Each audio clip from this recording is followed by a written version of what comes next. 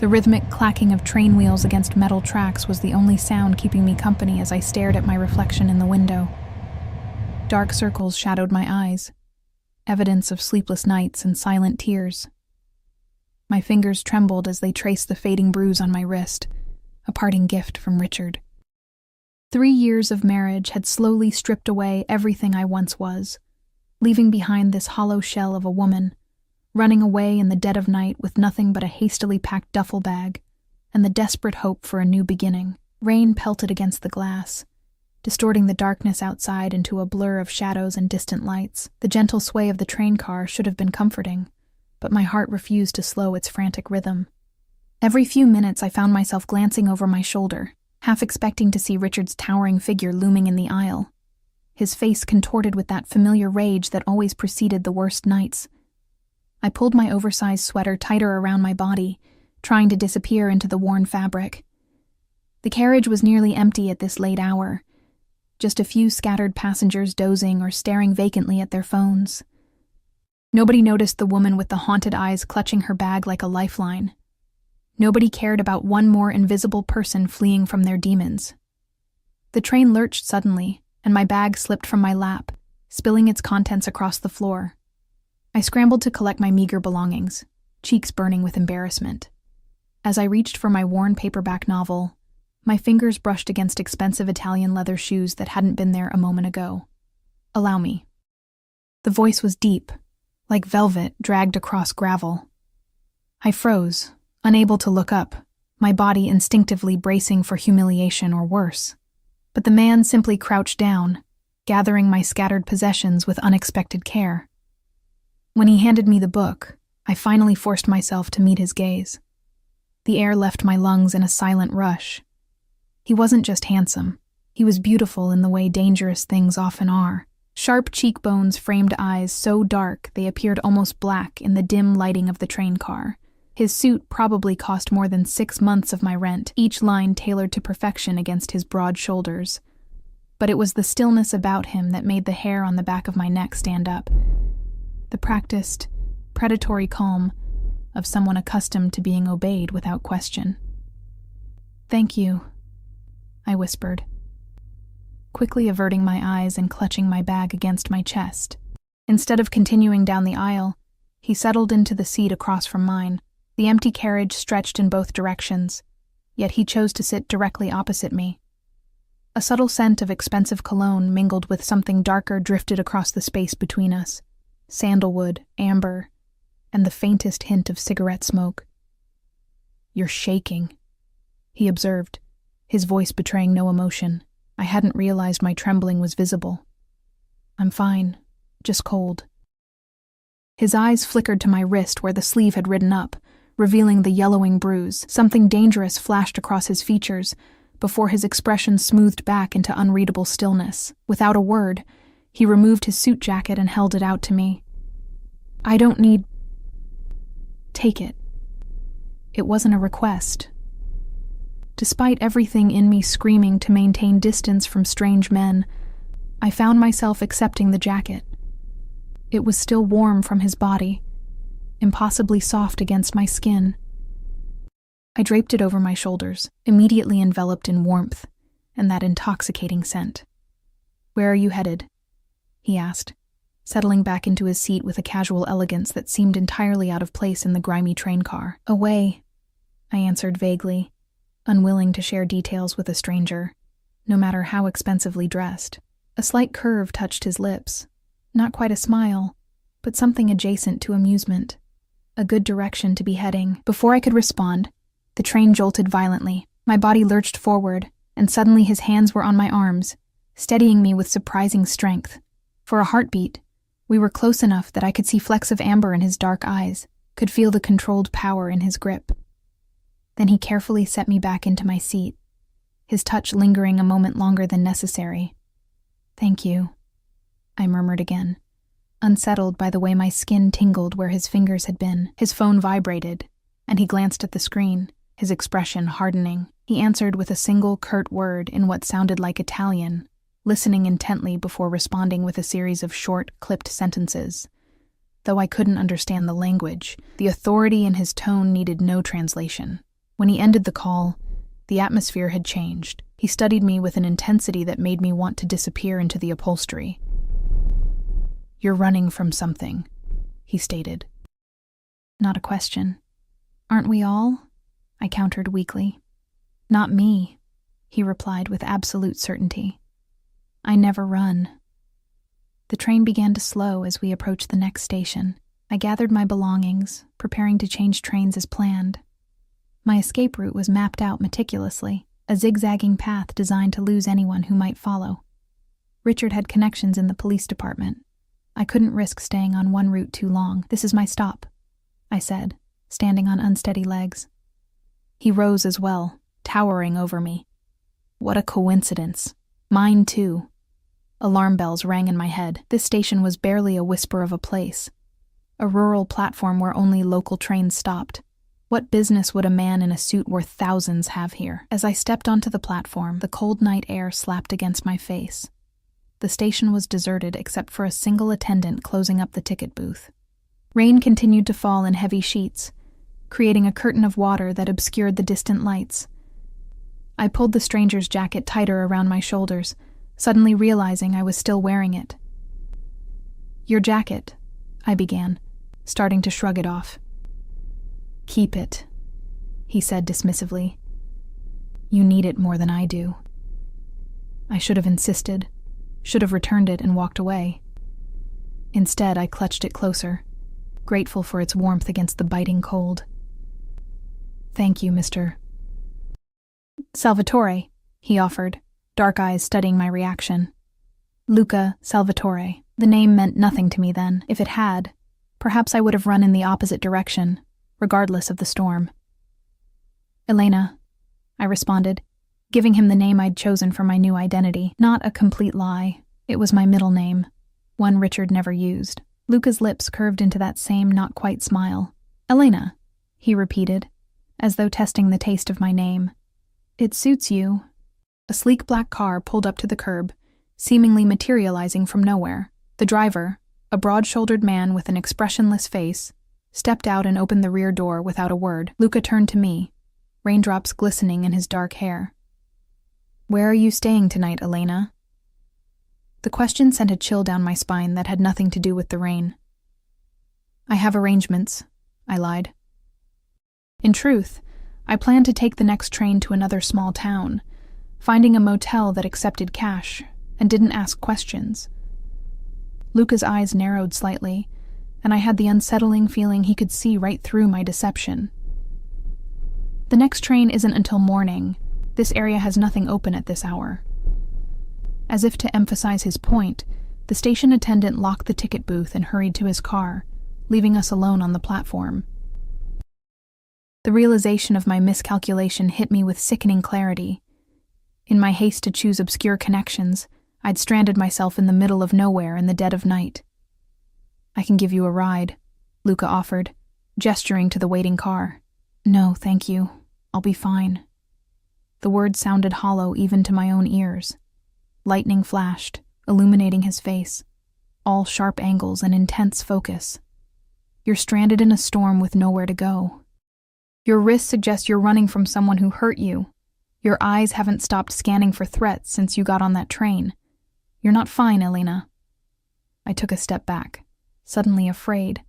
Not of him, exactly, but of his perception, the way he'd so easily peeled back my carefully constructed facade. "I don't get into cars with strange men," I said, trying to inject firmness into my trembling voice. "Smart policy," he conceded, then added, "but sometimes the devil you don't know is safer than the one you do." Before I could respond, my phone buzzed in my pocket. I pulled it out with shaking hands, blood turning to ice as Richard's name flashed on the screen. How? I'd been so careful. The burner phone was brand new, purchased with cash. The only person who had the number was my sister, and she would never...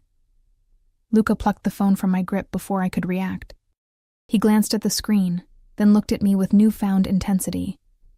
Without breaking eye contact, he answered the call and put it on speaker. "Who the fuck is this?" Richard's voice slurred through the speaker, thick with alcohol and rage. "Put my wife on the phone, now." My legs nearly buckled beneath me. Somehow, he'd found me. The nightmare wasn't over. It had barely begun. Luca's expression remained perfectly composed, but something deadly entered his eyes. "Your wife is unavailable," he replied, his voice deceptively soft. "Listen, you piece of shit," Richard snarled. "That's my property you're talking to. I know exactly where she is, and I'm coming to get what belongs to me. You'd better be gone when I get there, or I'll make you regret the day you were born." A cold smile curved Luca's lips. "Is that so? You have no idea who you're fucking with," Richard continued, his words slurring together. "I'm a cop. I have friends. We take care of people who interfere with our business." "How fascinating," Luca replied, his tone conversational despite the lethal glint in his eyes. "I look forward to our meeting." He ended the call and turned to me. My heart hammered against my ribs as panic clawed up my throat. "He found me," I whispered, terror making it difficult to breathe. "He's coming." "Yes," Luca agreed calmly, pocketing my phone. "But I'll be here when he arrives." He stepped closer, his voice dropping to a near whisper. "Tell me, Elena, do you want to be free of him?" The question hung between us, heavy with implications I couldn't fully grasp. Lightning split the sky again, casting harsh shadows across his face. In that moment, with rain soaking through my clothes and fear freezing my veins, I made a choice that would alter the course of my life forever. "Yes," I breathed, the word barely audible above the storm. Luca's eyes darkened with something that looked remarkably like satisfaction. "Then come with me." Everything I'd ever been taught screamed at me to run, to trust no one, especially not a stranger with dangerous eyes and too much power in his voice. But Richard was coming, and my carefully planned escape was unraveling before my eyes. The devil I knew was hunting me, and my options had dwindled to a single terrifying choice. I stepped toward the waiting car. Luca's hand settled at the small of my back as he guided me to the vehicle, his touch light, but unmistakably possessive. As the driver held the door open, Luca leaned close, his breath warm against my ear.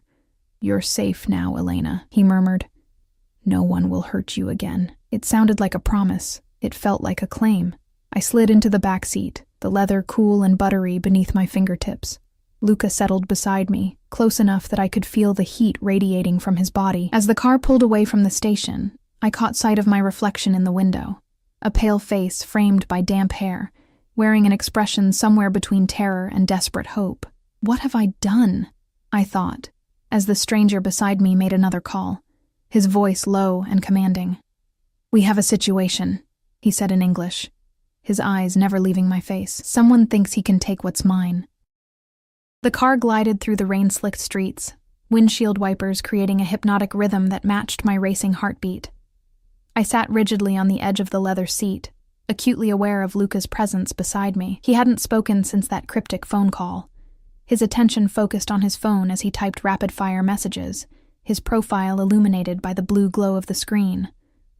I studied our surroundings, trying to memorize the route in case I needed to escape again. But the driver took a series of turns that left me disoriented, and soon we were passing through an exclusive neighborhood I'd never seen before. Gated estates hidden behind high walls and lush greenery. "Where are we going?" I finally asked, my voice sounding small in the silence. Luca glanced up from his phone. "Somewhere safe. Somewhere he can't reach you." "How do you know he can't reach me there?" "You don't understand. Richard has connections. He's a detective with friends in high places. He's found me every time I've tried to." I stopped, realizing I was revealing too much to a man I'd known for less than an hour. A cold smile touched Luca's lips. "Trust me, Elena. My connections outrank his." Before I could respond, the car turned through an imposing gateway flanked by stone pillars. Security cameras swiveled to track our movement as we proceeded up a winding driveway, lined with perfectly manicured trees. At the end stood a modern mansion of glass and stone, its windows glowing warmly against the stormy night. My mouth went dry. This wasn't just wealth. This was power. The kind of power that existed in a different stratosphere from ordinary people like me. The car came to a stop beneath a covered entrance. Immediately, a man in a dark suit opened Luca's door, followed by another opening mine.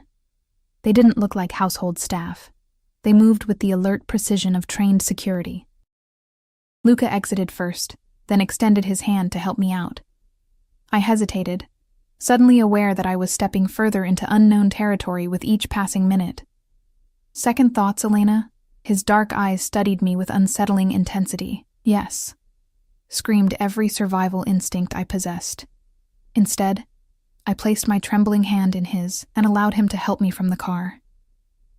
His fingers closed around mine with gentle pressure, warm and startlingly steadying. The moment we entered the house, activity erupted around us. Men in suits appeared, speaking in rapid Italian. A woman materialized to take Luca's now damp suit jacket from my shoulders.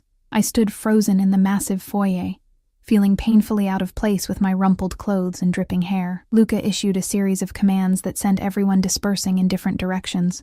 Then he turned his attention back to me, his gaze traveling from my wet sneakers to my tangled hair. "You need dry clothes and rest," he stated, as though we'd somehow progressed to the stage where he could make decisions about my basic needs. "Sophia will show you to a guest room." The woman who had taken his jacket reappeared, her expression professionally blank. "This way, please." I looked between her and Luca, suddenly hesitant. "My phone?" "I'll return it once I've ensured it can't be tracked," Luca replied. "Richard won't find you here." "Why are you doing this?"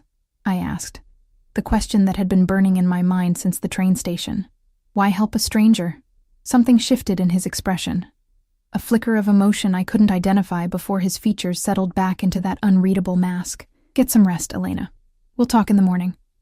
It wasn't an answer, but exhaustion was beginning to cloud my judgment. I followed Sophia up a sweeping staircase to the second floor, where she led me to a guest suite larger than the entire apartment I'd shared with Richard. "The bathroom is through there," she said, indicating a door. "I'll bring you something to sleep in and leave it on the bed." "Is there anything specific you need?" I shook my head, overwhelmed by the luxury surrounding me. The king-sized bed with its crisp white linens, the plush carpet beneath my feet, the floor-to-ceiling windows overlooking manicured grounds. "Mr. Salvatore has requested the doctor examine you," Sophia added, her tone making it clear this wasn't optional. "Doctor, I don't need—" "For your wrist," she clarified, her eyes flickering to the bruise I'd been unconsciously covering with my other hand. "And any other injuries you may have." Shame burned hot in my cheeks. Was my abuse so obvious that even strangers could see it mapped across my body? "I'm fine." Sophia's professional demeanor softened slightly. "Mr. Salvatore insists. Dr. Chen is very discreet." Before I could protest further, she excused herself to fetch the promised sleepwear, leaving me alone in the oppressive silence of luxury. I wandered to the window, watching raindrops race down the glass as the storm continued to rage. Somewhere out there, Richard was hunting for me, likely growing more furious by the minute. What would he do when he found me? Not if, but when. Richard always found me. I pressed my forehead against the cool glass, closing my eyes against the wave of hopelessness threatening to drown me. 3 times I'd tried to leave. 3 times he'd tracked me down and dragged me back, each return marked by escalating lessons about loyalty and obedience. A soft knock pulled me from my dark thoughts. I opened the door to find a petite Asian woman with a medical bag. "Ms. Elena, I'm Dr. Chen. May I come in?" Her gentle manner put me at ease as she examined my wrist and the other injuries I'd been hiding. The fading bruises along my ribs, the half-healed cut on my shoulder from being pushed into a door handle. She worked methodically, her touch clinical, but kind, asking few questions beyond what was necessary to assess my physical condition. "You have no broken bones," she finally said, packing away her equipment. "The bruising will fade in time. I'm more concerned about your weight and signs of malnutrition." She wrote something in a small notepad. "I'm recommending a specific diet to help rebuild your strength, and supplements to address several deficiencies." I nodded numbly, too tired to argue or explain that careful control of my food had been one of Richard's favorite methods of maintaining dominance. "Doctor." Chen hesitated at the door. "Ms. Elena, if you need to speak with someone about your experiences, I can recommend several excellent therapists." "Thank you," I replied automatically. though we both knew I wouldn't be staying long enough to establish a therapeutic relationship. After she left, I showered, letting the scalding water wash away the grime of travel and fear. Sophia had left silk pajamas on the bed, obscenely expensive-looking things that felt like liquid against my skin. I slipped between sheets that probably cost more than a month's salary at my former job and expected to lie awake, analyzing escape routes and contingency plans. Instead, exhaustion claimed me instantly, dragging me into a dreamless void. I woke with a strangled gasp, disoriented by unfamiliar surroundings. Sunlight streamed through partially opened curtains, illuminating a room I didn't recognize. For one terrifying moment, I thought Richard had found me again, had taken me to some new place to ensure I couldn't escape. Then the events of the previous night came flooding back. The train, the stranger, the rainy platform, and the choice I'd made. I sat up slowly, muscles aching from tension and days of travel. A glance at the bedside clock showed it was nearly noon. I'd slept for over 12 hours. Beside the clock sat a tray with a covered plate, a glass of juice, and a small paper cup containing what appeared to be vitamins. My stomach growled loudly, reminding me that I'd barely eaten in the past 48 hours. I removed the silver cover to find a simple but perfect omelet, fresh fruit, and whole grain toast. As I ate, I noticed a small note propped against the juice glass. Clothing in the closet. Join me in the study when you're ready. LS. The closet revealed an array of women's clothing in exactly my size. Jeans, blouses, sweaters, even underwear and bras with tags still attached. The intrusion this represented should have horrified me, but after years with Richard, I'd grown numb to such violations of privacy. At least these clothes were beautiful and practical, not the revealing outfits Richard preferred me in for easier access. I selected jeans and a soft blue sweater, comforted by their weight after months of being forced to wear dresses. My reflection in the bathroom mirror was startling. The dark circles under my eyes had faded, and my face looked less haunted after a night of uninterrupted sleep. After dressing, I ventured cautiously into the hallway, unsure where to find this study I was meant to visit. A security guard stationed at the end of the corridor straightened when he saw me. "Ms. Elena," he acknowledged with a nod. "I'll escort you to Mr. Salvatore." The house was even more impressive by daylight, a masterpiece of modern architecture with soaring ceilings, minimalist decor, and artwork that looked museum-worthy. We descended the staircase and crossed the main floor to a wing that seemed more private. The guard knocked once on a heavy wooden door, then opened it without waiting for a response. "Ms. Elena is here, sir." Luca sat behind an imposing desk, phone pressed to his ear as he spoke in rapid Italian. He gestured for me to enter, dark eyes tracking my movement as I stepped hesitantly into the room. With a few curt words, he ended his call and focused his full attention on me. "You look better," he observed, rising from his chair. "Did you sleep well?" I nodded, suddenly nervous in his presence. In daylight, Luca Salvatore was no less intimidating, perhaps even more so. His tailored shirt emphasized broad shoulders and a physique that spoke of disciplined strength. The stubble that had shadowed his jaw last night was gone, leaving his features sharper, more defined. "Thank you for the clothes," I said, wrapping my arms around my middle. "And the room. And dinner. I should go." "Go where, Elena?" He moved around the desk, leaning against its edge. "Back to your husband?" The word husband triggered an involuntary flinch. "Ex-husband. Or he will be, once the divorce is finalized." Luca's expression darkened. "Does he know that?" I filed the papers 3 times. He tore them up 3 times. My voice sounded distant, detached, as though I were discussing someone else's life. The last time, he broke my wrist and told me the only way I'd leave our marriage was in a body bag. Something dangerous flashed across Luca's features before he controlled it. "And the police?" A bitter laugh escaped me before I could stop it. "Richard is the police. His partners, his superiors, they all look the other way. One even told me I should be grateful to have a husband who cares enough to keep me in line." Luca went very still, the kind of stillness that preceded violence. "I see. He moved to a sideboard and poured amber liquid into 2 crystal tumblers, offering one to me. I accepted it with trembling fingers, the scent of expensive whiskey filling my nostrils. "I had my people look into your situation," he said, swirling the liquid in his glass.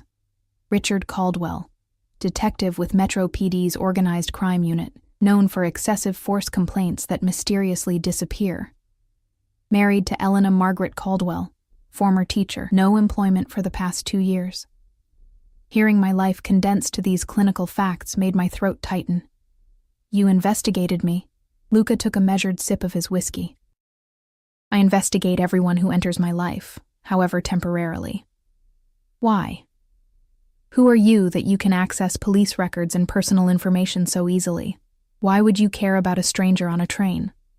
He studied me with those unfathomable dark eyes. "Let's say I have a particular dislike for men who abuse their power, especially those who wear badges while doing so." It wasn't a real answer, and we both knew it. But before I could press further, the door opened, and one of Luca's security team entered. "Sir, we have confirmation. Caldwell is actively searching. He's accessed traffic cameras and has flagged her description in the system." My blood turned to ice. Richard was using police resources to hunt me down. Again. It was exactly what I'd feared. "Has he made any progress?" Luca asked calmly. "He tracked her to the train station but lost the trail there. He's been questioning the station attendant, but the man doesn't remember anything useful." The security man's gaze flickered briefly to me. "Caldwell is becoming aggressive in his methods. He's threatened several people already." Luca nodded, as though this information merely confirmed what he already knew. "Continue monitoring. I want to know every move he makes." After the man left, Luca turned back to me. "You see your situation clearly now, Elena. You cannot simply run and hope to disappear. Not from a man with his resources and determination."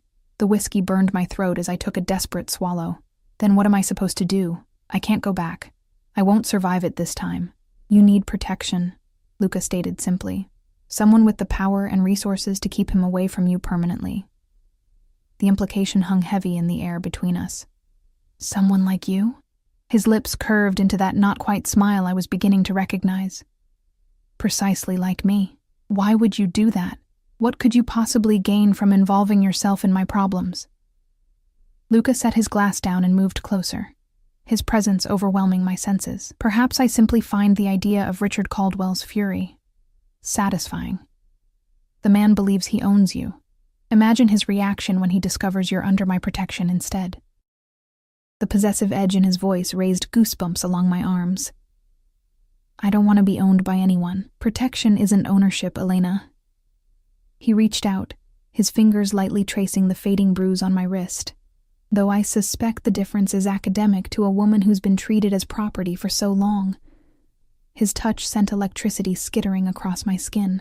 I pulled away, needing distance to think clearly. "What exactly are you proposing? Stay here, where my security can ensure your safety. Use my resources to finalize your divorce properly, with legal representation that even a corrupt detective can't intimidate.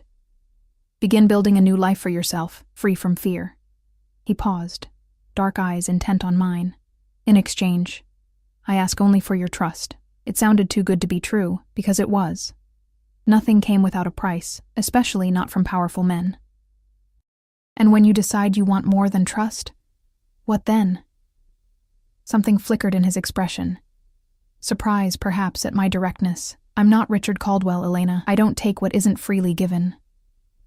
Our eyes locked, the tension between us thick with unspoken possibilities. The rational part of my brain screamed warnings about jumping from one controlling relationship into another. But the desperate part, the part that had endured 3 years of escalating abuse, saw a lifeline I couldn't afford to refuse.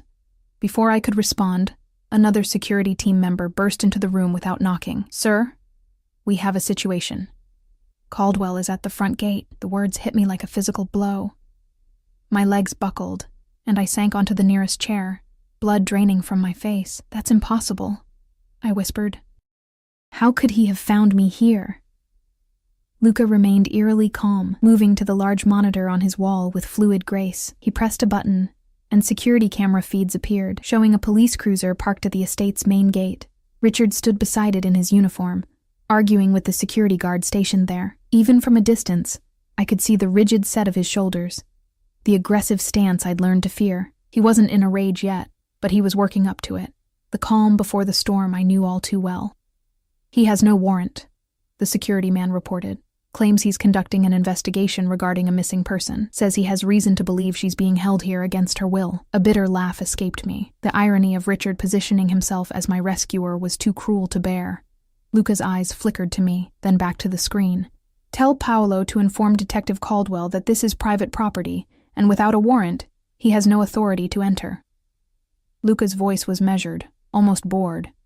"If he persists, remind him that harassment of a private citizen is grounds for a formal complaint to his superiors." The security man nodded and stepped out to relay the instructions. I stared at the monitor, watching as the guard at the gate spoke into his radio. Richard's reaction was immediate and violent. His face contorted with rage as he jabbed a finger at the camera, clearly aware he was being observed. "He'll find a way in," I said hollowly. "He always does." "Not here," Luca replied with absolute certainty. "This isn't a women's shelter with minimal security or a friend's apartment he can intimidate his way into. My home is protected by measures that would challenge military forces, let alone one corrupt detective." As if to prove his point, 2 more security personnel appeared on the camera feed, taking positions behind the guard at the gate. Richard's hand moved to his service weapon, and for one terrifying moment, I thought he might actually draw it. Instead, he leaned in close to the intercom, his lips moving rapidly, though there was no audio on the feed. I could read the threat in every line of his body. "What is he saying?" Luca asked.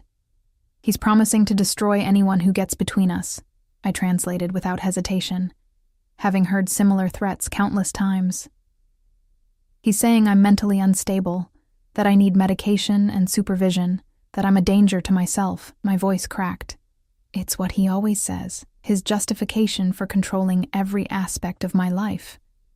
Luca's expression didn't change, but the temperature in the room seemed to drop several degrees. He pressed another button on the console. "Paolo, inform Detective Caldwell that if he doesn't remove himself from my property immediately, I will personally call the chief of police and the district attorney, both of whom dined at my table last month. Ask him if he'd like me to mention his harassment of a private citizen, or perhaps his history of domestic violence complaints that have mysteriously disappeared from the system." I watched in stunned silence as the guard relayed this message. Richard's face twisted with fury, but a flicker of uncertainty crossed his features. He looked directly at the camera, jabbing his finger again and mouthing words I could easily decipher. "This isn't over." Then he got into his cruiser and drove away, tires squealing on the pavement. My entire body was shaking, adrenaline flooding my system with nowhere to go. Luca crossed to a cabinet and retrieved a small pill bottle. "Dr. Chen left these for you. Mild anti-anxiety medication, if you need it." He poured a glass of water from a crystal decanter and offered both to me. "They're not strong enough to impair your judgment, just enough to take the edge off." I hesitated. Years of Richard tampering with my food and medication making me wary.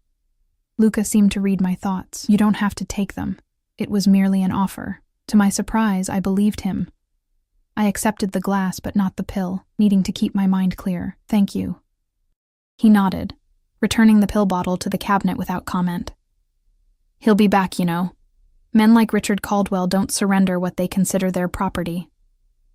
"I know." The water did little to ease the dryness in my throat. "I should go. I'm putting you in danger by staying here."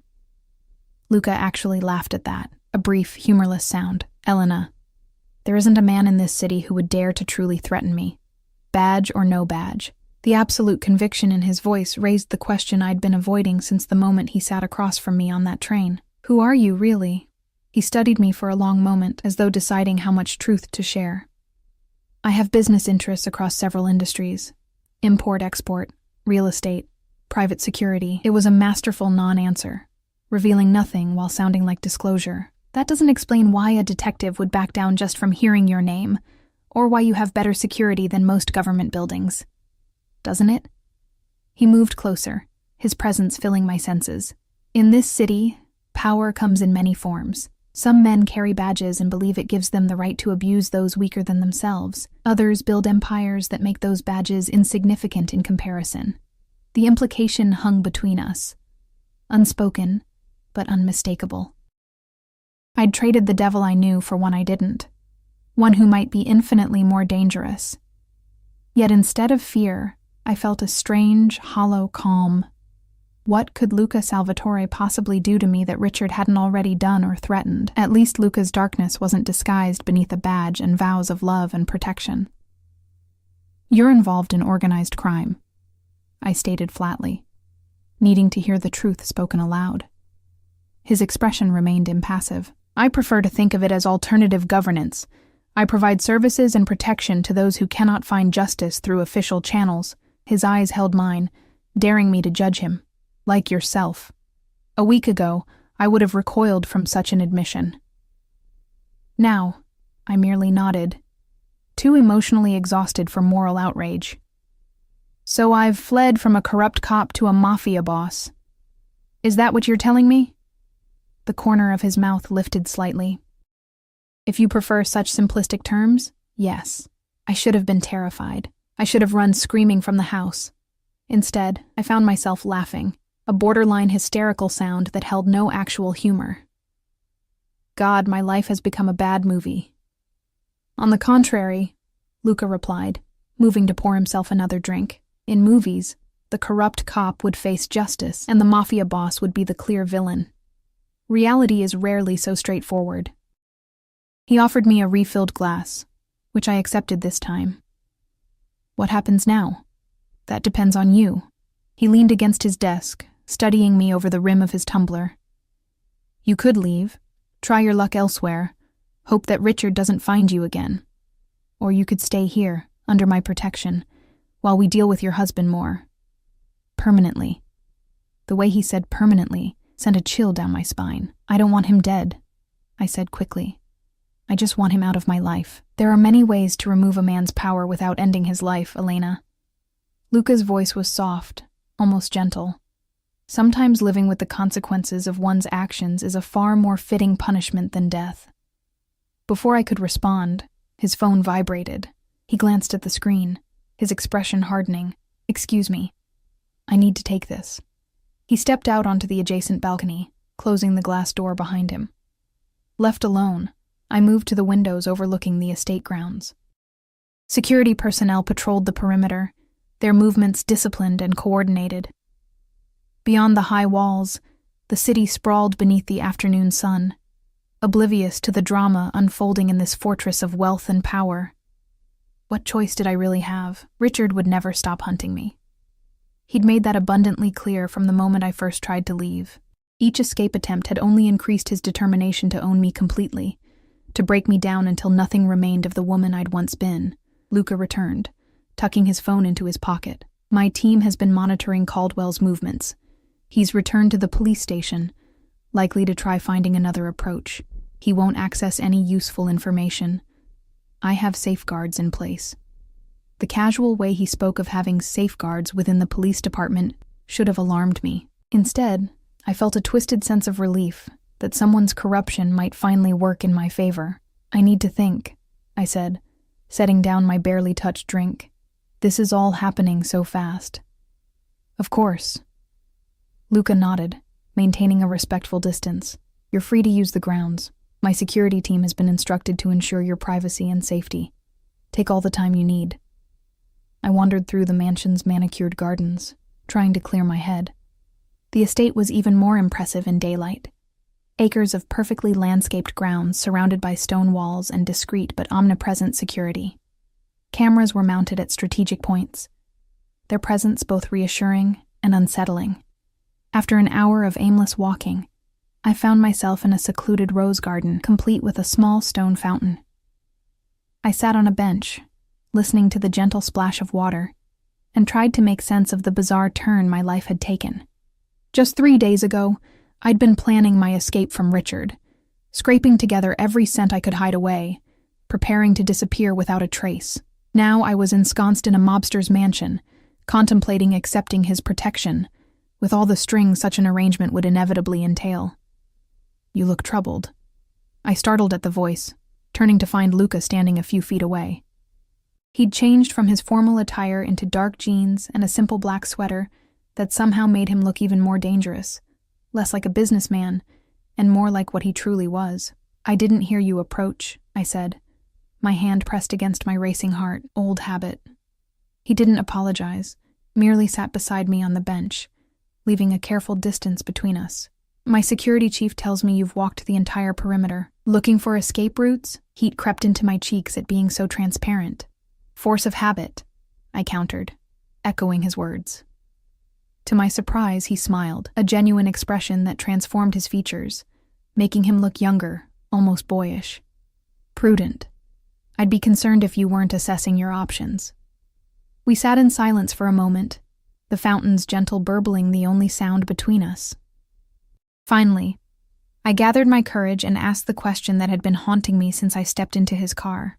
"What do you want from me, Luca? Really?" He turned to face me fully, his dark eyes intent on mine. "Initially, nothing. You were a woman in trouble on a train. I offered help because I could. And now?" Something flickered in his gaze, an emotion I couldn't name. "Now I find myself invested in your situation, in ensuring Richard Caldwell never hurts you again." "Why?" I pressed. "I'm nobody to you, just a stranger with problems you don't need." Luca was quiet for so long I thought he might not answer. When he finally spoke, his voice was lower, tinged with something that sounded almost like vulnerability. "6 years ago, my sister was involved with a man who treated her as Richard treats you. We didn't know until it was too late. By the time I found out, she was in the hospital with injuries that," he paused, a muscle ticking in his jaw. "She didn't survive them." The confession hung in the air between us, raw and unexpected. "I'm sorry," I whispered, understanding blooming like a dark flower. The man responsible was connected, a politician's son. He walked away without consequences. Luca's eyes had gone distant, focused on painful memories. That was before I had the power I have now, before I understood that justice rarely comes through official channels for people like us. "So I'm what? Your chance at redemption? A substitute for the sister you couldn't save?" The words came out harsher than I intended. His gaze snapped back to me, sharp with intensity. "No. You are yourself, Elena. Your situation reminded me of hers. But my offer of protection isn't about atonement." He leaned closer, his voice dropping. "It's about preventing another tragedy at the hands of a man who believes he's above consequences." I wanted to believe him, desperately. But years with Richard had taught me that men's motivations were rarely as noble as they claimed, especially when it came to saving women. "If I accept your protection," I said carefully, "what would that mean? What would be expected of me?" "Your safety," he replied without hesitation. "That you allow my security team to do their job. That you work with the lawyers I provide to legally free yourself from your marriage. Beyond that?" He shrugged. "Nothing you don't freely choose to give." It sounded too simple, too easy. "And when it's over? When Richard is dealt with and the divorce is final, then you decide what comes next. Stay, go. Rebuild your life however you wish." His eyes held mine, unwavering. "I'm offering protection, Elena, not ownership." The distinction felt important to him, perhaps because of his sister's experience, perhaps for reasons of his own. Either way, it resonated with something broken inside me, something that had been yearning for autonomy for so long. "I need guarantees," I said, surprised by my own boldness. "Written agreements about the terms of this arrangement.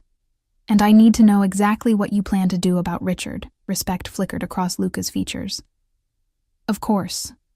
I'll have my lawyers draw up whatever documents would make you feel secure. As for Richard," his expression darkened, "I plan to use evidence of his corruption and abuse to destroy his career and reputation, to ensure he loses everything he values, just as he tried to do to you. Not violence," I insisted. "I won't have more blood on my hands."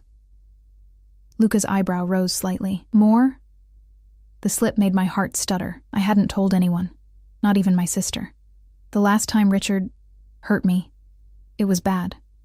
Worse than before. I thought he might actually kill me. My voice dropped to a whisper. "I hit him with a lamp. Hard enough that I could run. He was bleeding when I left. I don't know how badly he was injured. Understanding dawned in Luca's eyes. That's why you were so frightened on the train. You thought you might have seriously hurt him. I nodded, shame burning hot in my cheeks. I've called hospitals in the area trying to see if he was admitted. He wasn't. But the guilt is crushing. Elena. Luca's voice was gentle but firm. You acted in self-defense. Whatever happened to him, he brought it upon himself. That doesn't make it right, I whispered. No, he agreed, but it makes it necessary. He reached out slowly, telegraphing his movement, and covered my trembling hand with his. You survived. Never apologize for that. His palm was warm against my skin, the touch grounding rather than threatening. To my surprise, I didn't flinch away. I'll stay, I said finally. At least until we can be sure Richard is no longer a threat. Luca nodded, something like satisfaction flickering across his features. A wise decision. As we walked back toward the house, his hand rested lightly at the small of my back. Not controlling, but protective. It should have reminded me of Richard's possessive touches, should have triggered alarm bells and the desperate need to flee. Instead, it felt like the first step on a new and dangerous path. One that might lead to freedom, or to an entirely different kind of cage. The next few days passed in a strange bubble of luxury and tension. True to his word, Luca arranged for legal representation.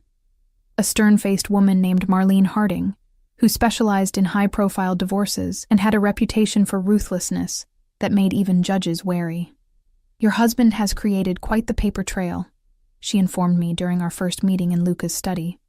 Financial records showing control of your accounts, medical records documenting accidents that align perfectly with periods when you attempted to assert independence, text messages to your family and friends that were actually sent from his phone, not yours. She looked up from her tablet, eyes sharp with professional rage. He was methodical in his isolation and control techniques. That works in our favor now. I sat perfectly still, hyper-aware of Luca's presence by the window, his back to us as he gazed out at the grounds, giving the illusion of privacy while remaining very much part of the conversation. We have enough for a restraining order, Marlene continued. Not just the standard variety. I'm filing for an emergency protective order that includes electronic monitoring. If he comes within 500 feet of you, his supervisors will be notified immediately. He is a supervisor, I pointed out quietly. His precinct captain plays poker with him every Thursday, which is why we're filing in Judge Abernathy's court, not Judge Wilson's. Abernathy has a particular dislike for officers who abuse their position. Her lips thinned into a satisfied smile. And a particular respect for Mr. Salvatore. At this, Luca turned slightly, his profile sharp against the afternoon light. Judge Abernathy values his privacy during his monthly visits to certain establishments I happen to own. Nothing improper, merely an arrangement of mutual convenience. The casual reference to what was clearly blackmail material should have disturbed me. Instead, I felt a perverse satisfaction that Richard would finally face opposition he couldn't intimidate or corrupt. What about the divorce itself? I asked, forcing myself to focus on practical matters. Marlene's expression turned predatory. We're filing under circumstances of extreme cruelty, with documented evidence. I've already submitted requests for financial discovery. Your husband has been hiding assets. A cabin in the mountains, a boat, several accounts you weren't aware of. Given his pattern of abuse and financial control, we'll be seeking not just equitable division, but punitive damages. For the first time in years, I felt a flicker of hope that I might actually escape the nightmare my marriage had become. He'll fight it, I warned. He'll claim I'm unstable, that I'm having an affair, that I stole from him. Anything to make himself the victim. Let him, Marlene replied, unperturbed. Every false claim will only strengthen our case and damage his credibility. After the lawyer left, Luca joined me on the sofa, maintaining a respectful distance that I'd come to appreciate. Unlike Richard, who'd used physical proximity as a form of control, crowding me, touching me without permission, monitoring my reactions, Luca seemed acutely aware of personal space, always giving me room to breathe. Your thoughts? He asked, dark eyes studying my expression. It feels unreal, I admitted. Like I'm watching someone else's life unfold. 3 days ago, I was running with nothing but a duffel bag and dwindling cash. Now I have a high-powered attorney and evidence I didn't even know existed. You had the evidence, Luca corrected gently. What you lacked were the resources to access and utilize it effectively. Resources you just happened to have in abundance, I observed, a question lurking beneath the statement. A slight smile touched his lips. Precisely. I hesitated, then voiced the concern that had been growing since Marlene's visit. These favors, the lawyer, the judge, the evidence gathering, they come with expectations. I'm not naive enough to think otherwise. Luca considered me for a long moment. Do you know what I value above all else, Elena? The question caught me off guard. Power, control, loyalty, honesty, he replied simply. In my world, a person's word is often the only true currency. Lie to me, and no amount of money or service can redeem the breach of trust. He leaned forward slightly, his gaze intense. So let me be honest with you. Yes, I have expectations. I expect you to be forthright about your intentions and needs. I expect you to follow security protocols that keep both you and my people safe. I expect you to work with Marlene to free yourself legally from Richard's control. And in return, I pressed. In return, I offer protection, resources, and respect for your autonomy. His voice dropped lower. What develops beyond that baseline is entirely up to you. The implication hung in the air between us, neither acknowledged nor denied. I'd felt the tension growing over the past days. The way his eyes lingered when he thought I wasn't looking, the careful distance he maintained that somehow only emphasized the magnetic pull between us. I should get some rest, I said finally, rising from the sofa on unsteady legs. It's been a long day. Luca stood as well, ever the gentleman. Of course. Security has been doubled tonight, given the filing of the protective order. You can sleep peacefully. I'd almost reached the door when his voice stopped me. Elena. I turned, heart inexplicably racing. Whatever you might think, whatever Richard may have conditioned you to believe, you are not an obligation or a charity case to me. His eyes held mine with unsettling intensity.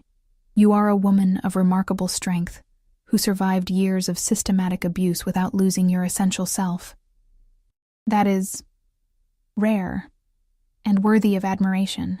The unexpected praise left me speechless, a flush spreading across my cheeks. I managed a nod before escaping to the sanctuary of my guest suite, his words echoing in my mind long after I'd closed the door. A week passed in this strange new reality. Marlene's legal machinery ground forward with terrifying efficiency, each day bringing new developments in my case against Richard. The protective order was granted, financial accounts frozen pending investigation, and preliminary divorce hearings scheduled with remarkable speed. Through it all, Richard escalated his efforts to reach me. He left raging voicemails on my new secure phone, alternating between threats and tearful pleas for reconciliation. The same cycle of abuse and love bombing I'd endured for years. He sent flowers to every hospital in the city, knowing I'd once worked as a teacher's aide in a children's ward. He even tried to enlist my estranged mother, who predictably took his side and called to berate me for throwing away a good man over a few arguments. Each attempt was documented by Luca's security team and added to the growing legal case against him. His behavior became increasingly erratic as his control slipped away, exactly as I'd feared, and exactly as Luca had predicted. Men like Richard define themselves through power over others, Luca observed one evening as we shared dinner in the estate's smaller, more intimate dining room. When that power is threatened, they become dangerous, but also careless. Each public outburst, each documented threat strengthens our position. I pushed the excellent sea base around my plate, appetite diminished by the day's events. Richard had been placed on administrative leave pending investigation into his conduct, a development that would only fuel his rage. I'm worried about what he'll do when he reaches the breaking point, I admitted.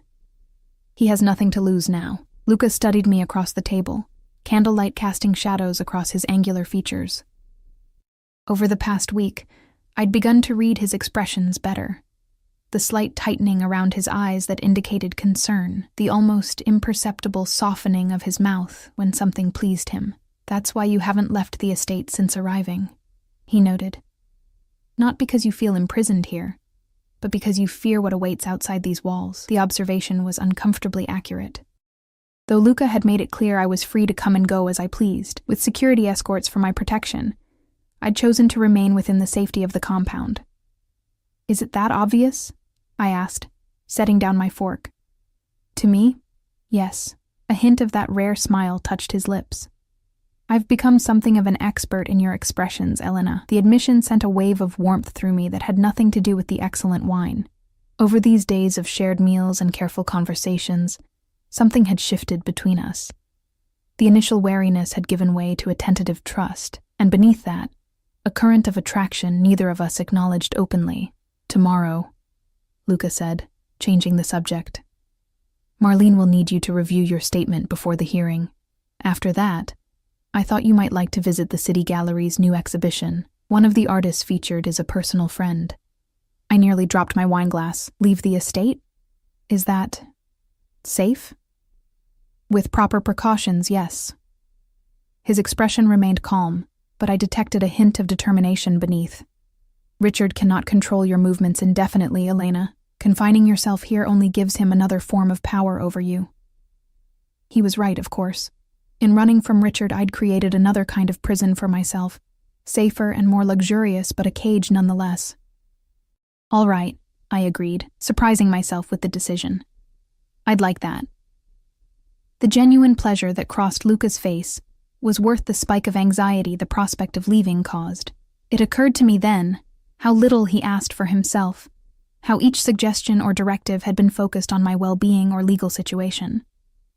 What about you? I asked impulsively.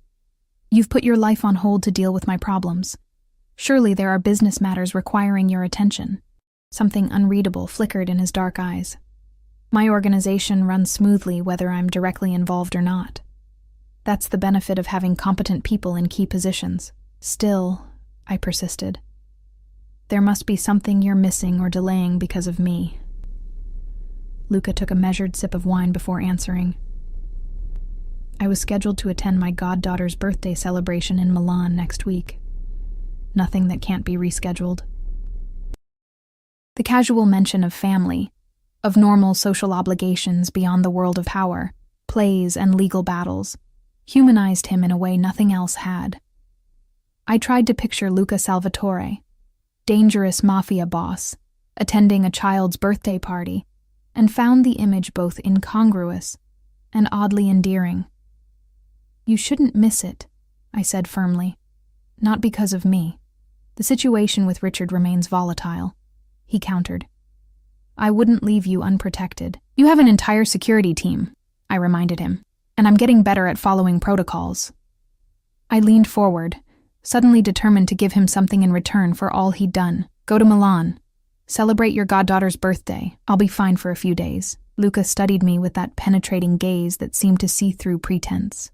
You're certain? Yes, I said, surprising myself with how much I meant it. Your life shouldn't stop because of my problems. Something shifted in his expression, a softening that transformed his features. You continue to surprise me, Elena. Is that a good thing? I asked, only half joking.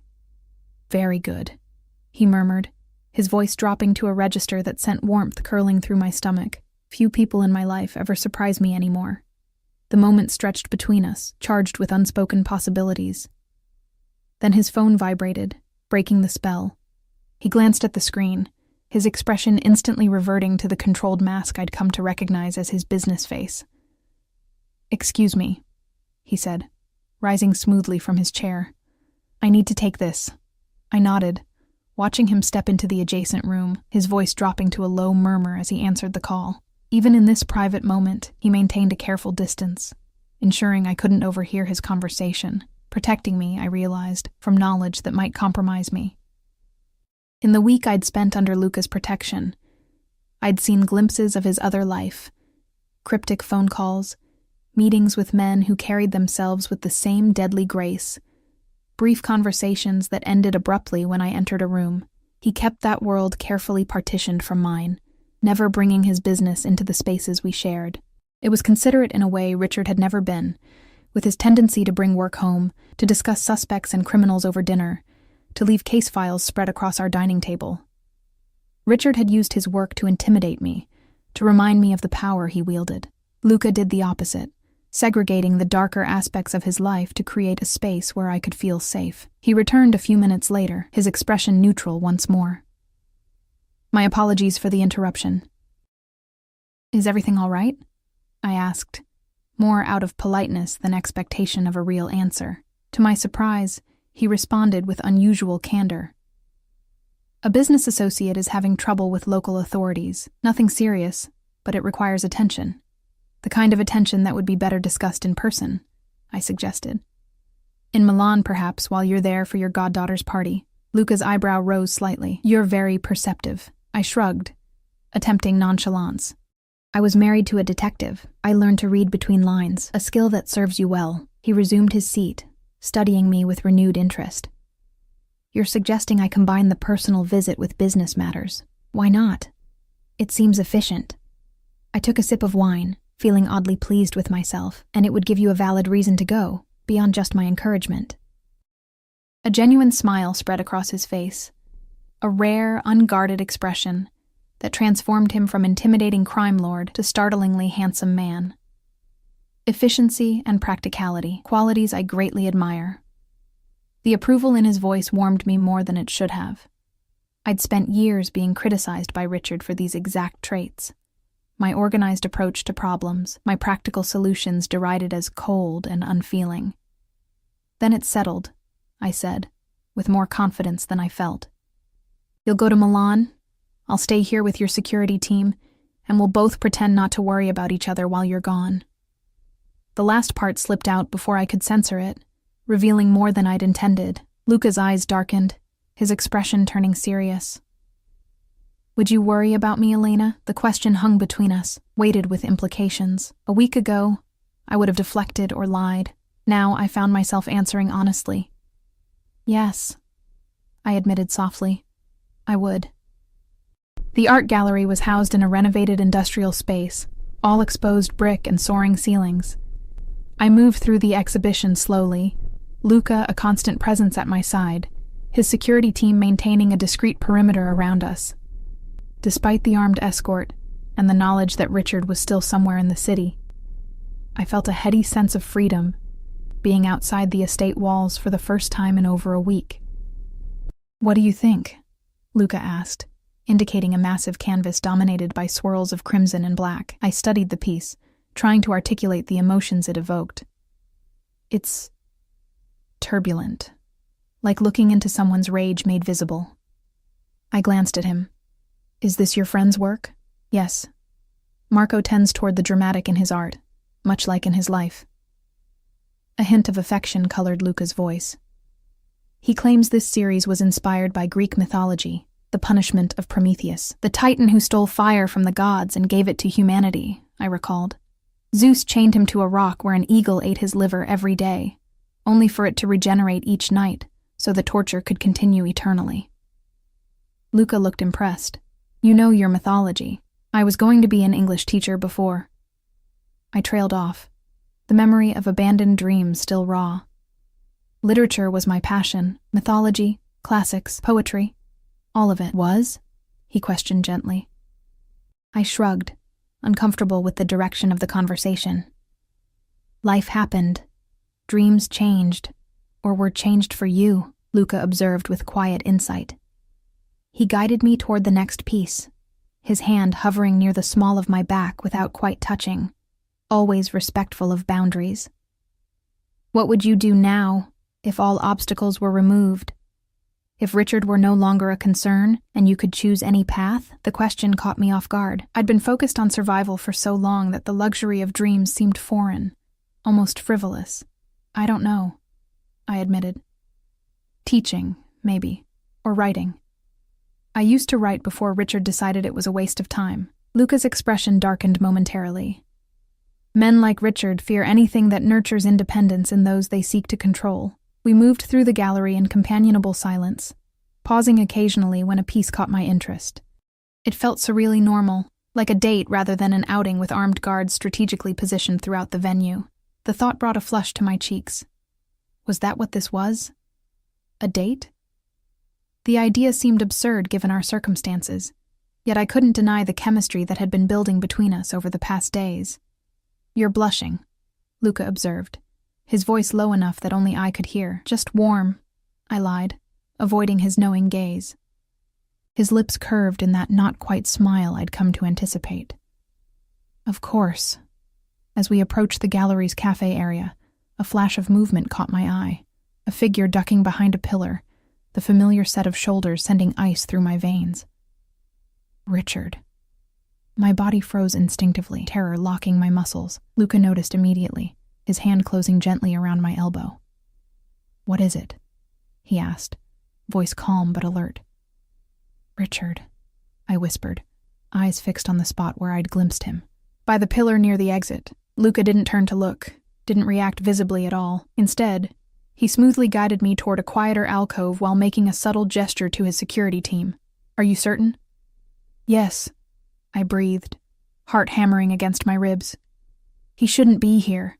The protective order." "Breathe, Elena," Luca instructed, positioning himself to shield me from view. "My men will handle this. You're safe." I watched over his shoulder as two of his security team converged on the area where I'd seen Richard. A moment later, one of them touched his earpiece and shook his head in Luca's direction. "He's gone," Luca translated, though his posture remained tense. "They're checking the exits and security footage." "He was here," I insisted, fighting the familiar sensation of being disbelieved that Richard had cultivated for years. "I know what I saw." "I believe you," Luca said immediately, his dark eyes steady on mine. "That's why we're leaving. Now." He ushered me toward a service entrance, his security team forming a protective formation around us. Within minutes, we were in his armored car, pulling away from the gallery. "How did he know we'd be there?" I asked, hands trembling despite my efforts to remain calm. "The exhibition wasn't publicly announced. We didn't tell anyone we were going." Luca's expression was thunderous. "A question I intend to answer very thoroughly." He pressed a button on his phone. "Paolo, lockdown communications. I want every employee interviewed, every system checked for breaches. No one leaves until we have answers." I stared out the window as the city blurred past, the brief taste of freedom soured by fear. "He'll never stop," I whispered, more to myself than to Luca. "Not until he has me back, or I'm dead." Luca's hand covered mine, warm and steadying. "Neither of those outcomes will happen, Elena. I promise you that." The fierce conviction in his voice pierced through my panic, grounding me in the present moment. I turned my hand beneath his, our fingers interlacing naturally. "I'm sorry," he said after a moment. "I underestimated his obsession. It won't happen again." The apology startled me. Richard had never once admitted fault or expressed genuine remorse in our entire relationship. "It's not your fault. Security is my responsibility," Luca countered. "Your safety is my priority." I studied our joined hands, struck by the contrast, his tanned skin against my paler tone, his strength contained and offered as support, rather than used to control. "Why?" I asked softly. "Why am I your priority? The truth, Luca. Not the convenient explanation about your sister or justice." His dark eyes met mine, something vulnerable flickering in their depths. "Because from the moment I saw you on that train, exhausted, terrified, but still fighting, I felt something I haven't experienced in a very long time." "What?" I whispered. "Recognition," he answered simply. "I recognized something in you that resonated with me. A survivor's spirit, a refusal to be broken, despite everything that's been done to you." His thumb traced gentle patterns against my palm. "It's rare, and immeasurably valuable." The admission hung between us, more intimate than any declaration of attraction could have been. I'd expected many things from Luca Salvatore. Protection, perhaps desire, maybe even affection, but not this profound understanding that pierced straight to my core. "I see you too," I confessed, voice barely audible above the car's engine. Not just the power or the danger, but the man beneath it all. I squeezed his hand gently. The man who respects boundaries, who keeps his word, who separates his darkness from those he protects. Something shifted in Luca's expression. A guard lowering, revealing a glimpse of naked emotion before he carefully composed himself again. "We should focus on your safety now. Emotions can wait." But they couldn't.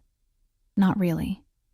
Not when Richard's appearance had shattered the illusion of security and reminded me how fragile life could be. Not when every moment felt borrowed, existing in the space between one crisis and the next. Back at the estate, Luca insisted on a full security sweep before allowing me inside. His team moved with military precision, checking every room, every potential entry point. I waited in the car, watching his commanding presence as he directed the operation, struck by the contrast between his controlled power and Richard's explosive rage. One was a storm that destroyed indiscriminately, the other, a force of nature channeled with precision. When we finally entered the house, Luca led me directly to his study, closing the door behind us. "I've arranged for Marlene to file an emergency violation report," he said, moving to the sideboard to pour us both a drink. "With evidence from the gallery's security cameras, Richard will face consequences for breaching the protective order." I accepted the glass he offered, needing the burn of alcohol to steady my nerves. "He's a cop, Luca. He's been evading consequences his entire career." "Not anymore." Luca's voice hardened, not with me involved. The determination in his expression should have frightened me. This was a man accustomed to solving problems through means the law didn't sanction. Instead, I felt a complicated mixture of gratitude and something deeper, more dangerous. "You're still planning to go to Milan," I stated, noticing the travel documents on his desk. Luca hesitated. "Under the circumstances, perhaps it would be better to—" "No," I interrupted firmly. "You should go. Your goddaughter is expecting you." "Elena?" "I'll be fine," I insisted. "Your security team is more than capable. And after today, I'm perfectly content to stay within the estate until you return." I managed a weak smile. "Besides, Richard's violated the order now. He'll be dealing with the fallout for at least a few days." Luca studied me, clearly conflicted. 3 days, he finally said. "I'll be gone for exactly 3 days, with the jet ready to return immediately if needed." I nodded, relieved he wasn't canceling his plans because of me. 3 days is nothing. I've survived much worse for much longer." His expression softened, something like admiration flickering in his dark eyes. "Your resilience continues to astonish me." The compliment warmed me in ways I wasn't ready to examine too closely. I finished my drink, setting the glass down carefully. "I should rest. It's been an eventful day." Luca nodded, but made no move to open the door. "Elena?" he began, then paused, seeming uncharacteristically uncertain. "When I return from Milan, perhaps we should discuss the nature of our arrangement." My heartbeat quickened. "What about it?" "It's evolving beyond its original parameters," he said carefully. "I think we both feel it. The acknowledgement of the tension between us, the growing attraction neither of us had voiced, hung in the air like an electric charge. I should have been cautious, should have remembered all the ways Richard had used my emotions against me. Instead, I found myself stepping closer to Luca, drawn by something more powerful than fear.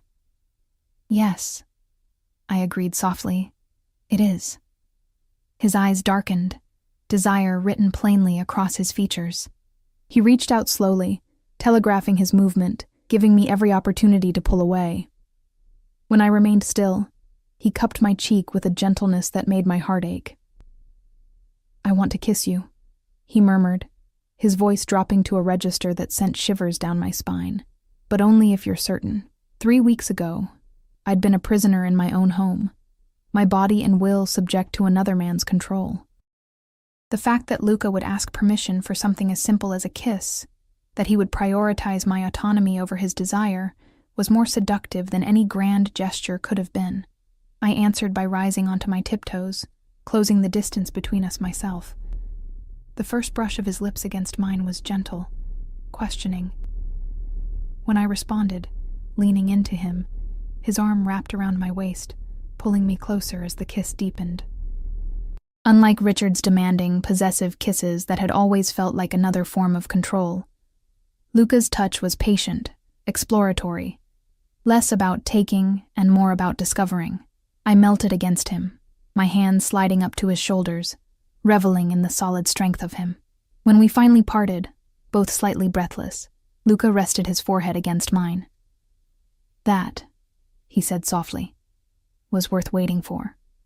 A small laugh escaped me, part nervousness, part genuine joy. "Yes," I agreed, "it was." He brushed a strand of hair from my face, his touch reverent. "We should stop here for tonight. There's no rush, Elena. When I return from Milan, we'll have time to explore this properly." The restraint in his voice, the careful consideration for my emotional state after the day's turmoil, only increased my growing feelings for him. This man, who commanded an empire in the shadows, who could take whatever he wanted by force or threat, was choosing to move at my pace, to prioritize my comfort over his desires.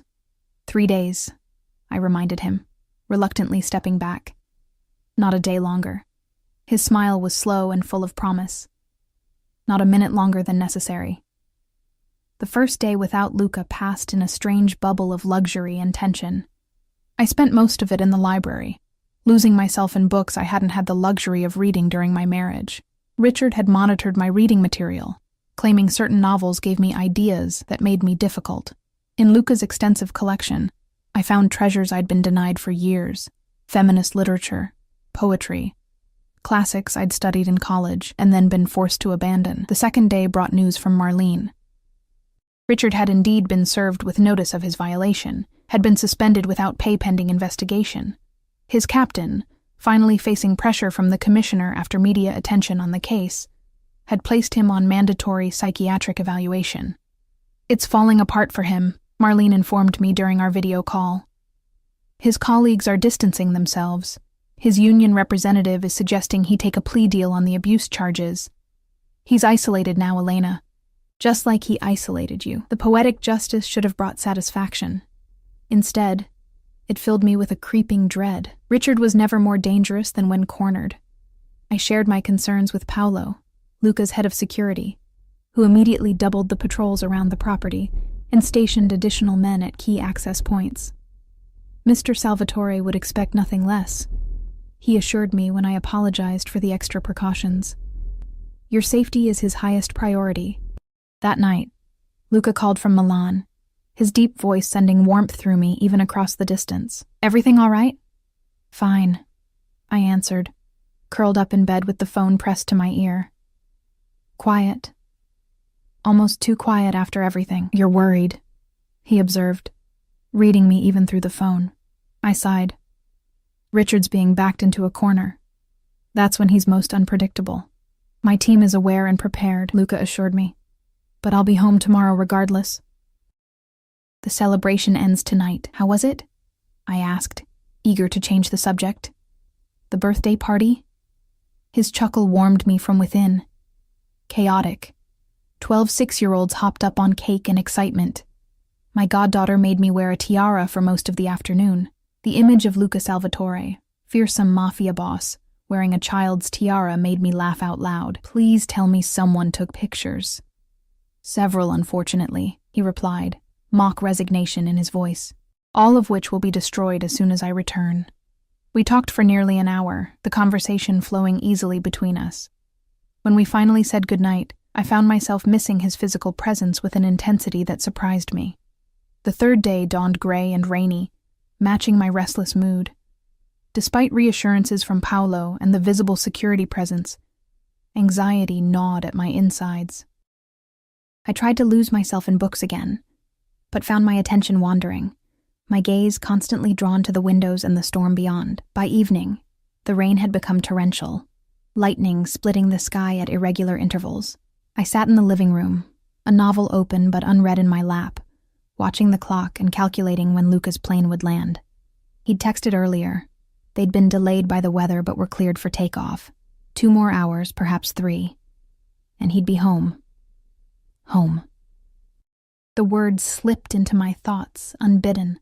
When had Luca's mansion begun to feel like home? When had his presence become something I craved rather than merely tolerated or appreciated? A crash of thunder shook the windows, startling me from my reverie. The lights flickered once, twice, then stabilized. I set my book aside and moved to the window, watching sheets of rain lash against the glass. The security patrol passed below, guard dogs straining at their leashes despite the downpour. I watched them make their rounds, grateful for their vigilance yet unsettled by its necessity. Another flash of lightning illuminated the grounds, and for a split second, I thought I saw a figure moving near the eastern perimeter wall. I blinked, straining to see through the curtain of rain. But there was nothing. Just shadows and storm-tossed trees. My imagination was getting the better of me, fueled by days of tension and anticipation. I turned away from the window, determined to find something to occupy my mind until Luca returned. The lights went out. For a moment, I stood frozen in the sudden darkness, heart pounding against my ribs. Then emergency lighting kicked in, bathing the room in a dim, bluish glow. Standard procedure during storms, Paolo had explained during my security briefing. Nothing to worry about, except the house phone wasn't working when I tried it, nor was my cell phone receiving any signal. A cold certainty settled in my stomach. This wasn't just a power outage. Someone had cut the lines deliberately. Richard had found a way in. The realization galvanized me into action. I moved quickly to Luca's study, where I knew he kept a secure satellite phone for emergencies. The hallways felt endless, each shadow potentially concealing my hunter. I'd almost reached the study when I heard it. The soft scrape of a window being forced open somewhere nearby. Abandoning stealth for speed, I ran the remaining distance, shutting and locking the heavy door behind me. The satellite phone sat on Luca's desk, a lifeline in the growing nightmare. I lunged for it, fingers trembling as I dialed the emergency number Paolo had made me memorize.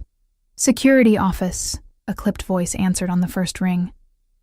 "It's Elena," I whispered, eyes fixed on the door. "Richard's in the house, east wing, near the living room.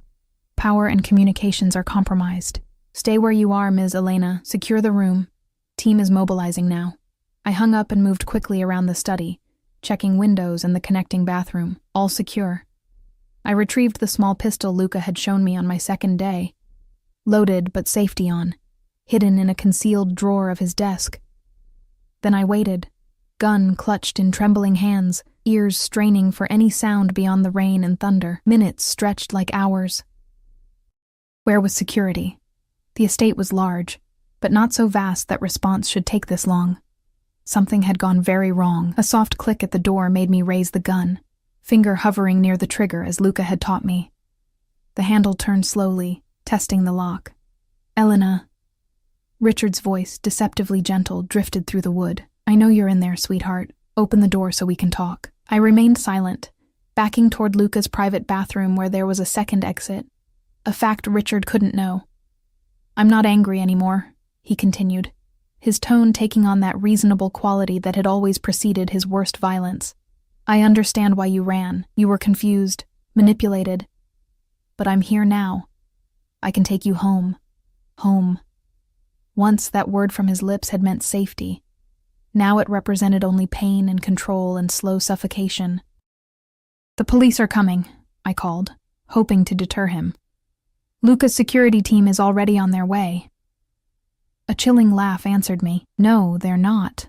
Your boyfriend's precious security team is currently occupied with a situation at the main gate. Amazing what you can accomplish with a stolen maintenance truck and a little inside information." Inside information. The realization struck like a physical blow. Someone within Luca's organization had betrayed us. That's how Richard had known about the gallery. How he'd managed to bypass the estate's formidable defenses. And as for Salvatore himself, Richard continued, a vicious satisfaction in his voice. "Terrible weather for flying tonight. So many things can go wrong when a private jet encounters unexpected turbulence. Cold horror washed through me." "What did you do?" "Insurance, sweetheart. Just making sure we have time to ourselves." The door handle rattled more violently. "Now open this fucking door before I break it down." I moved swiftly to the bathroom, closing and locking that door as well before slipping through the second exit into Luca's private quarters. My mind raced, calculating options, escape routes, weapons. Richard knew the main security team was diverted, but he couldn't know about the secondary team Luca had mentioned, the ones who remained inside the house at all times. Unless the betrayal went deeper than we'd realized. The sound of splintering wood echoed from the study, Richard breaking through the main door. I had minutes, perhaps less. I moved through Luca's bedroom toward the hidden panic room he'd shown me during my security orientation. 3 steps across the closet, panel behind the suits, fingerprint scanner disguised as a thermostat control. I pressed my thumb to the scanner, praying Luca had added my prints as promised. A soft beep, a click, and the panel slid open, revealing a small, fortified room beyond. I slipped inside, just as I heard Richard entering Luca's bedroom. His heavy footsteps unmistakable after years of learning to identify his approach. The panel closed silently behind me, sealing me in darkness for a moment before soft lighting activated automatically. A bank of security monitors showed views from throughout the house. On one, I could see Richard methodically searching Luca's quarters, gun in hand, face twisted with rage. Another showed the main gate, where a burning truck had created the diversion he'd mentioned. A third displayed the security team regrouping, realizing they'd been tricked, but the image that stopped my heart was on the central monitor, Luca's car pulling through a service entrance, him emerging with 2 security men, face set in lines of cold fury as he assessed the situation. He'd come back early. He was here. Relief warred with terror as I watched him receive a briefing from Paolo, his expression darkening with each word. He issued rapid commands, his team immediately dispersing to predetermined positions. Then he drew his own weapon and moved purposefully toward the east wing, toward Richard, toward me. I fumbled with the panic room's communication system, finally locating the direct line to the security team. "Paolo, it's Elena. I'm in the panic room." Richard is armed and in Luca's quarters. Luca is heading straight for him. "Understood, Ms. Elena. Stay where you are. We have the situation under control." But the situation was anything but controlled. On the monitors, I watched as Richard, alerted by some sound, took up a position of ambush near the bedroom door. Luca was approaching from the hallway, unaware that Richard was lying in wait just inside. I couldn't let it happen. Couldn't watch Richard destroy the one good thing I'd found amid the wreckage of my life. Against all security protocols, I unlocked the panic room and slipped back into the bedroom, gun clutched tightly in my hand. Richard had moved to the connecting bathroom, giving me a narrow window to reach the hallway and warn Luca. I'd made it halfway across the room when Richard emerged, his expression shifting from predatory anticipation to shock at finding me there. "Elena," he breathed, a terrible smile spreading across his face. "There you are." I raised the gun, aiming directly at his chest as Luca had taught me. "Stay back, Richard. It's over." He laughed, the sound devoid of humor. "It's never over between us, sweetheart. Till death do us part, remember." He took a step forward, utterly unconcerned by the weapon in my hands. "You won't shoot me? You don't have it in you. Don't test me," I warned, voice steadier than I felt. "I'm not the same woman you terrorized for years." "No," he agreed, his gaze hardening. "You're worse. A whore who ran from her husband into the arms of a criminal." Another step closer. "Did you fuck him yet, Elena? Did you spread your legs for Salvatore while my ring was still on your finger?" His words were designed to provoke shame, to trigger the conditioning he'd spent years instilling. Once, they would have worked, would have made me doubt myself, question my worth and agency. Now they only strengthened my resolve. The bedroom door crashed open behind me, and Luca's voice rang out, cold and deadly. "She belongs to no one but herself."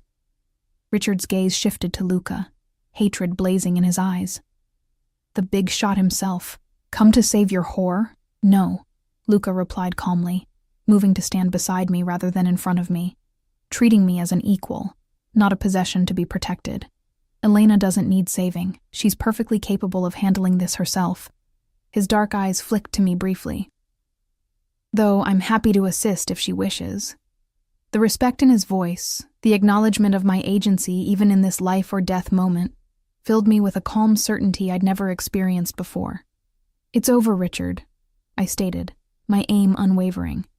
"You've lost. Your career, your reputation, your power, all gone. And you never had me, not really. You only had my fear.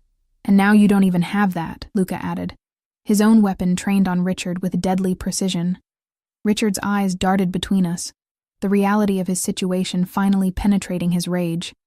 Security personnel were visible in the hallway behind Luca. Police sirens wailed in the distance, growing louder. For a moment I thought he might surrender, might finally accept the inevitable. Then his face twisted into a mask of pure hatred.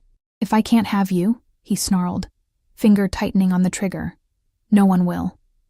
3 shots rang out in rapid succession. Richard crumpled to the floor, blood blooming across his chest from the bullets Luca and I had fired simultaneously. His eyes, wide with shock, fixed on me as the life drained from them. "You did have it in you after all," he whispered, blood bubbling at his lips. Then he was gone. The monster who had haunted my existence finally, irrevocably silenced. I lowered the gun slowly, a strange numbness washing over me. Luca gently took the weapon from my hands, securing both firearms before turning to me. "Elena," he said softly, his hands hovering near my shoulders without touching, still respecting boundaries even in this moment of crisis. "Are you all right?" I nodded, unable to form words as the reality of what had just happened settled over me. Richard was dead. By my hand and Luca's, the nightmare was truly over. "It was self-defense," Luca stated, his voice pitched for the security team now entering the room. "Multiple witnesses saw him aim first. The gun is his service weapon, discharged by him when he broke into my home and threatened us. Is that clear?" Murmurs of agreement rippled through his men, as they secured the scene with practiced efficiency. Luca finally touched me, his hand warm against my cheek. "Let's get you somewhere quiet," he suggested gently. "The police will need statements, but that can wait a few minutes." I allowed him to guide me from the room, away from Richard's body and the blood staining Luca's expensive carpet. We ended up in a small sitting room I'd never seen before, tucked away in a quiet corner of the house. "You came back early," I said numbly, the first words I'd spoken since the shooting. "I felt uneasy," Luca admitted, pouring me a glass of water. "Something didn't feel right. I've learned to trust those instincts." I accepted the water gratefully, my throat parched from fear and adrenaline. "He said someone gave him information. Someone inside your organization." Luca's expression darkened. "I know. The breach has been identified and addressed." I didn't ask what addressed meant. Some questions were better left unasked in Luca's world. "Richard said something about your plane," I continued, the fear I'd felt at his threat still fresh. "He implied he'd arranged some kind of sabotage." "An empty threat," Luca assured me. "My planes are checked thoroughly before every flight by my own security team. Even if someone had attempted something, it would have been discovered." Relief washed through me, followed quickly by the delayed shock of everything that had happened. I began to tremble uncontrollably, the glass slipping from my fingers.